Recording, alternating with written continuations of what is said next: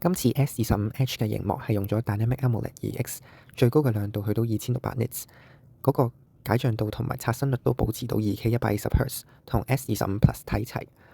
機身玻璃就用咗 Gorilla Glass Ceramic 2，中框就用咗鈦金屬。而今次呢部機嘅賣點，同時亦都係同其餘3部 S25 系列嘅手機最大嘅分別，就係嗰個重量同埋厚度啦。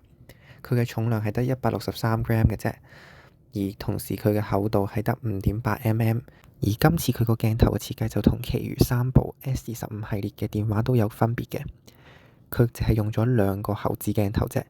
第一個就係同 S25 Ultra 類似款嘅2億像素主鏡頭，同埋一個1200萬像素嘅超廣角鏡頭。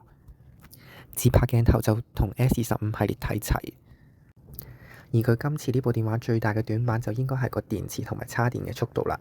佢係得3900個 mAh，同時最高只係可以用25W 嚟插。個處理器呢就同 S25 系列統一用8 Elite for Galaxy 啦。咁顏色呢就係有3隻啦，呢度 show 咗出嚟，我就唔係好識得讀佢啲名啦。而家啲名改到咁奇怪，其餘嘅規格呢就應該同 S25 Plus 類似嘅，大家可以參考下。對部分人嚟講可能都好心動，好想換啊。不過喺衝動想買之前，大家可以留意下。其實呢部 S25H 嘅硬件限制都幾多㗎。首先佢係一部3900個 mAh 嘅手機，佢要去驅動一個 Snapdragon 8 Elite，仲要係一個 2K 120Hz 嘅螢幕。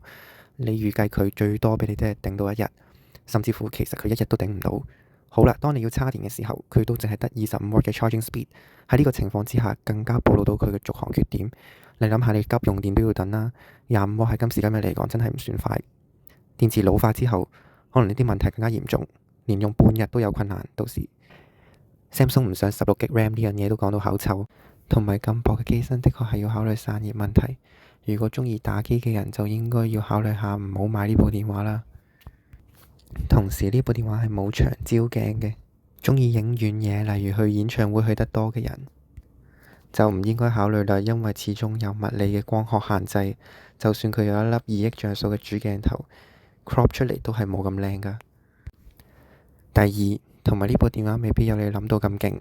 首先，佢未如好似傳聞咁講會有呢個黑科技嘅長焦鏡頭，話會有一個 Samsung 自己早期發表嘅超薄長焦手機鏡頭。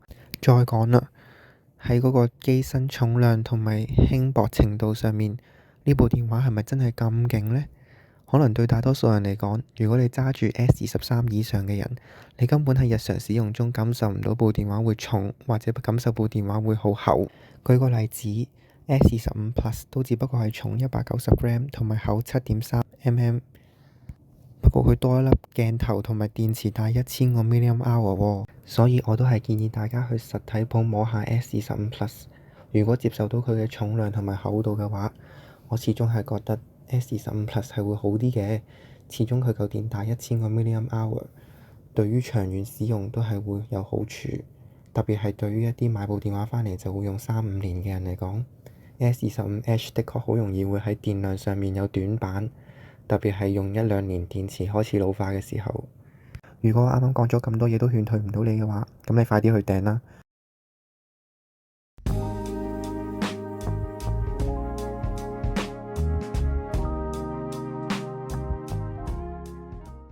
好啦，講埋同一日發佈嘅 Xperia One Mark 7啦。佢嘅螢幕都係 1080p 120Hz，並冇傳聞所講會升級返去 4K， 同時嗰個比例同埋尺寸都維持一樣。佢嘅重量就係197g啦，而佢嘅厚度係8.2mm。到咗呢部電話嘅重頭戲，就當然係一個3選2嘅 SD 同埋 SIM 卡槽，再加一個3.5mm 嘅耳機窿。呢兩樣嘢再配搭埋今年嘅 Snapdragon 8 Elite 嘅晶片，簡直係絕無僅有。對於啲好鍾意用 SD 卡或者始終都係鍾意用圓頭聽歌嘅人嚟講，呢部電話可能係你唯一嘅選擇，同時都係我認為僅有嘅原因去俾唔係用開 Sony 嘅人去換呢部電話。咁佢嘅電池就係5000mAh啦，係屬於叫做正常水平，正常偏慢嘅叉電速度啦。顏色就有紫色、綠色、黑色啦，同時都係有一個超貴嘅價錢。256G 賣10,199。我會勸退絕大部分人買呢部電話，除咗真係好鍾意 SD 卡槽同埋呢個3.5mm 耳機窿，或者你係 Sony 嘅超級粉絲啦，對佢所有特色都非常了解。如果唔係，都係唔好買啦。